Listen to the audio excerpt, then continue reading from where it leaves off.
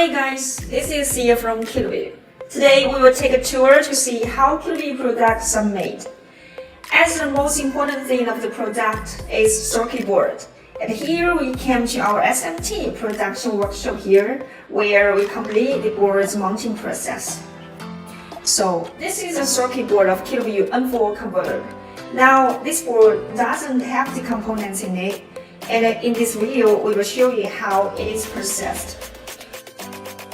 The first step is brushing solder paste, which is a thick paste-like soldering material, and then it is matched with a steel sheet full of holes corresponding to soldering position. The machine will use a scrubber to evenly scrape the solder paste to the position. By now, we have completed the first step, brushing solder paste. At the second step, the machine is used to detect the quality of the solder paste.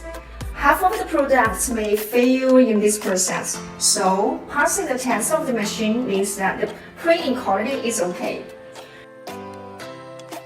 The third step comes to the mounting machine. Its main function is to catch all kinds of small components and then accurately install them to the corresponding position on the circuit board.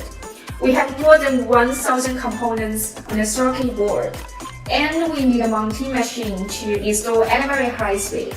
This machine can install thousands of components per hour at the farthest. The fourth step comes to reflow soldering, which is actually a long-straight furnace with different temperatures.